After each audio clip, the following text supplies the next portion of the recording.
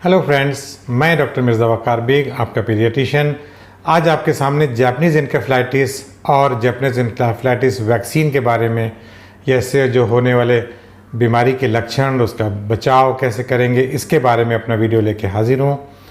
तो दोस्तों, अगर अभी तक आप लोगों ने मेरे चैनल को सब्सक्राइब नहीं किया है तो प्लीज़ मेरी वही रिक्वेस्ट कि प्लीज़ मेरे चैनल को सब्सक्राइब कीजिए और बेल आइकन को प्रेस कीजिए ताकि मेरे सारे जो अवेयरनेस वीडियोज़ हैं जैसे ही मैं अपलोड करूँगा तो आपके इनबॉक्स में आ जाएंगे। दोस्तों, Japanese encephalitis is a very serious disease जिसकी केस फैटेलिटी रेट यानी कि मॉर्टेलिटी बहुत ज़्यादा है। ख़ास तौर पे अगर आपने सुना होगा कि ईस्टर्न यूपी के में हर साल इसमें केसेस रिपोर्ट होते हैं जिसमें लोगों की जान चली जाती है, बच्चों को फिट्स पड़ने लगते हैं और जो लोग बच्चे बच जाते हैं या जो एडल्ट्स बच जाते हैं वो कभी कभी जीवन भर के लिए एक डिसेबिलिटी की ज़िंदगी गुजारते हैं। तो इसीलिए जापानीज़ एन्केफेलाइटिस के ऊपर मैंने सोचा कि अपना वीडियो बनाऊं, क्योंकि ये जो मौसम आ रहा है, यूजुअली जापानीज़ एन्केफेलाइटिस मानसून से 1-2 महीने बाद जो महीने होते हैं उसमें फिर इसका पीक आता है। जैसे अगर मई और जून में मानसून हमारे देश में आ रहा है तो फिर इसका पीक जो है वो सितंबर अक्टूबर में जाता है। तो मेरे ख्याल से ये बहुत सही वक्त है कि इस वक्त हम लोग अपना बचाव करें ताकि इस पैंडेमिक, इस एपिडेमिक से हम लोग अपने आप को बचा सकें। जो इंडिया के पहले देखा गया था कि ये सिर्फ इंडिया के जो साउदर्न इंडिया में हुआ करते थे, इसके केसेस रिपोर्ट हुए थे, बट धीरे धीरे नॉर्थ इंडिया में और अब ख़ास तौर पे जो यूपी में, ईस्टर्न यूपी के जो शहर हैं वो इनको हाईली एंडेमिक माना जाता है जापानीज़ एन्केफेलाइटिस के लिए। गोरखपुर, बस्ती, देवरिया, बलिया, फैज़ाबाद, आज़मगढ़, इवन लखनऊ को भी अब एंडेमिक जोन में मान लिया गया है। तो हम लोगों को, एंडेमिक जोन्स वालों को, vaccination is recommended for children above 1 year of age and अब तो एडल्ट्स में भी गवर्नमेंट के रिकमेंडेशन है कि एडल्ट्स को भी एंडेमिक जोन में वैक्सीन लगाने चाहिए। तो चलिए पहले समझते हैं कि जापानीज़ एन्केफेलाइटिस ये क्या चीज़ है और ये कैसे होती है।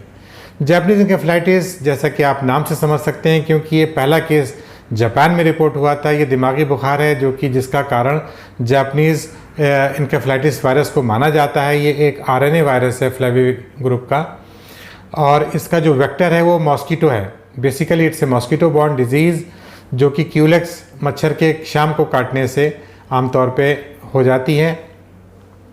और इसमें जो पिग्स हैं उनको एक रिजर्वायर की तरह माना जाता है। बेसिकली जापानीज़ एन्केफेलाइटिस एक जूनोसिस है, मतलब ये कि एक जानवरों की बीमारी है और जापानीज़ एन्केफेलाइटिस का जो वायरस है वो एज ए रिजर्वायर सूअर को, चिड़ियों को और जो कई जानवरों को अपना रिजर्वायर बनाता है। और जब वो मच्छर इन पिग्स को मान लीजिए काटता है और उसके बाद वो ह्यूमन को बाइट करता है तो ह्यूमन में ये फिर ज़्यादा बहुत ही ख़तरनाक तरीके से बीमारी अपना रूप ले लेती है। इसकी शुरुआती लक्षण में बुखार आना, उल्टी होना, चक्कर आना और अगर सीरियस केसेस में अगर हम देखें तो बच्चे को फिट्स पड़ जाना।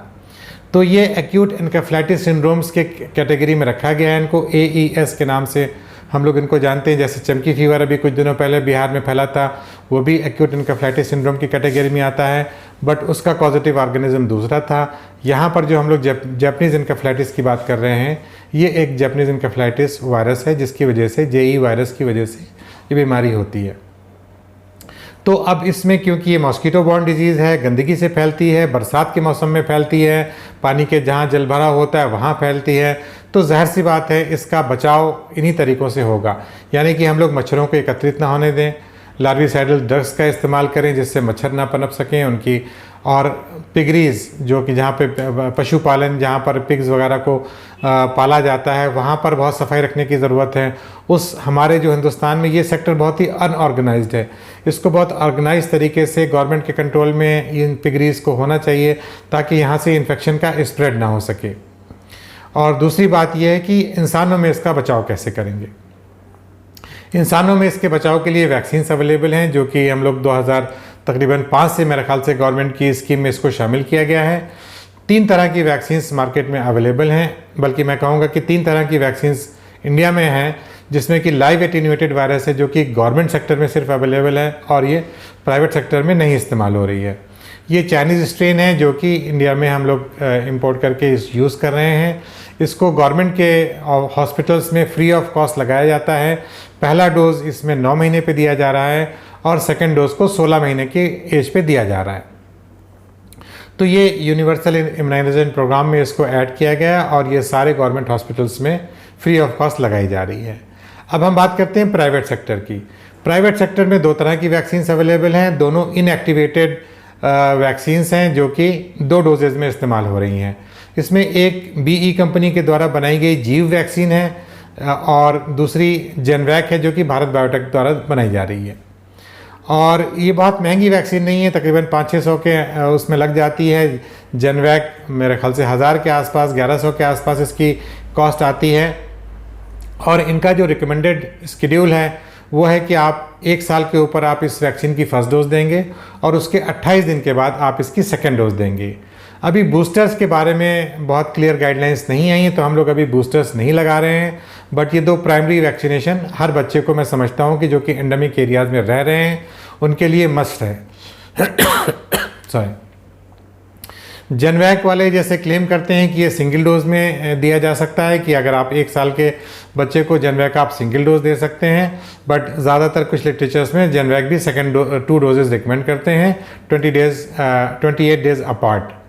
तो ये मेरा रिकमेंडेशन है कि सारे बच्चे जो कि एंडेमिक एरियाज़ में रहते हैं, eastern UP, Bihar, even southern India के जो भी एंडेमिक एरियाज़ आते हैं, वहाँ पे मैं इन बच्चों को सबको रिकमेंड करूँगा कि ये जो अपने जेई वैक्सीन है ये 2 डोजेज़ 28 डेज अपार्ट ज़रूर लगवाएं और अपने बच्चे को जैपनीज़ एन्केफेलाइटिस जैसी ख़तरनाक बीमारी से बचाएं।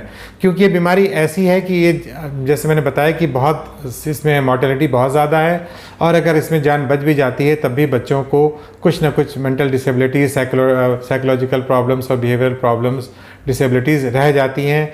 इसलिए इसका बचाव ही हमारा प्रमुख उद्देश्य होना चाहिए।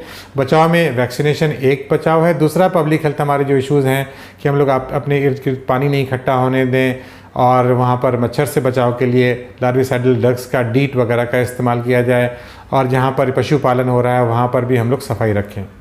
ठीक है दोस्तों, तो मैं समझता हूँ कि मेरा ये जो वीडियो है ये आप लोगों को अवेयरनेस करने में कामयाब होगा। जिन लोगों ने अभी तक अपने बच्चों को जो एंडेमिक जोन्स में रह रहे, जैसे मैंने बताया ईस्टर्न यूपी हमारा पूरा एंडेमिक जोन है। लखनऊ से लेके अगर आप गोरखपुर, बस्ती और बलिया तक चले जाएंगे तो ये आपको पूरा एंडेमिक जोन माना जाता है। यहाँ पर सब बच्चों को वैक्सीनेशन लगना मैं समझता हूँ कि अनिवार्य है, क्योंकि अब ये हमारा जो बिल्कुल पीक टाइम आ रहा है। हम लोग अगस्त के महीने में चल रहे हैं, अगस्त ऑलमोस्ट ख़त्म हो रहा है, सितंबर अक्टूबर में इसका पीक आता है। तो इसलिए मैं समझता हूँ कि this is the right time to vaccinate your children with JE vaccine.